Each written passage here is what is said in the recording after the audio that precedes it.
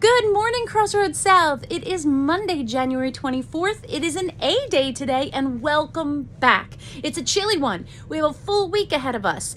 I want to give a huge shout out and thank you to Mr. Bohm for organizing that awesome HAP event. That was a lot of fun, and our mystery guest, Austin, was great. We do have a link for some of his information on the VPO if you'd like to check him out. But I'd like to thank Mr. Bohm for organizing and creating all of that for us. That was really cool. Here's some other announcements. We have every year in South Brunswick, we do a one book event where we all read the same book, or we all read a book or books based on a theme.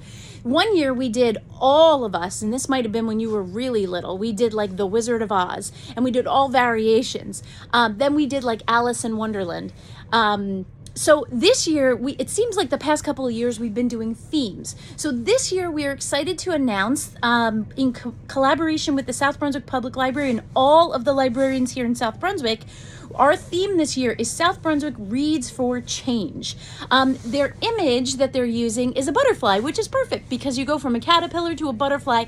That definitely is a great symbol for change. So for us here at South Brunswick, or at Crossroads rather, in between Crossroads North and Crossroads South, together we're all going to be reading one book. You can read lots, but we have a one book initiative, which is, and our book this year is called The Parker Inheritance, and it's by Varian Johnson. Now here's the cool thing. Varian Johnson is also our author that's going to be coming to visit in April, and we're hoping it's in person. Cross your fingers. Last year we had Dusty Bowling, which was amazing. I still have her book right there on my shelf, and this year it's Mr. Varian Johnson, so we're excited to have him, and I can't wait to get my hands on the Parker Inheritance. Now Mrs. Ackerson said that it is available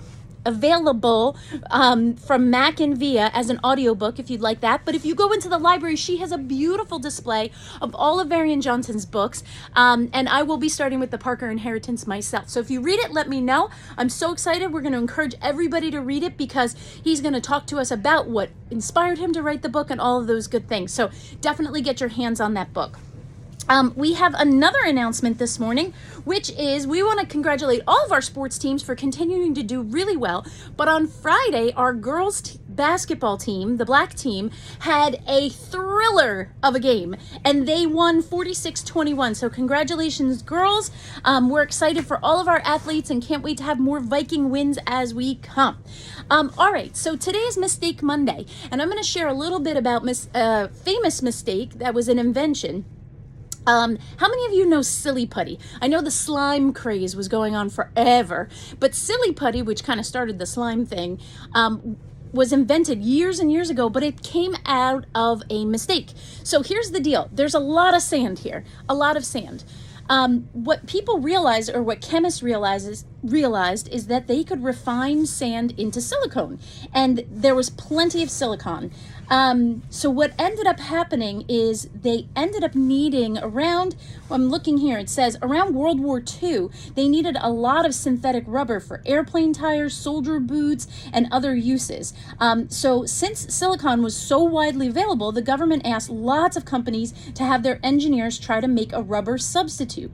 So one guy was doing, his name was James Wright, he was doing some experiments, and he was adding different things. He ended up adding boric acid, which, do not try this, it's actually not so safe for you. Check with your science teachers. But they added boric acid, and then he ended up having this gooey substance, and he dropped it, and guess what happened? It bounced.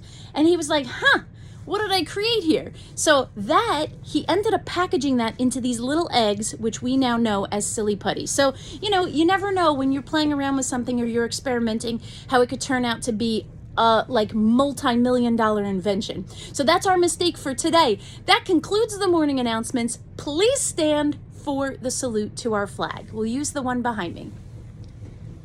I pledge allegiance to the flag of the United States of America and to the republic for which it stands, one nation, under God, indivisible, with liberty and justice for all. You may be seated. Have a wonderful day, Crossroads.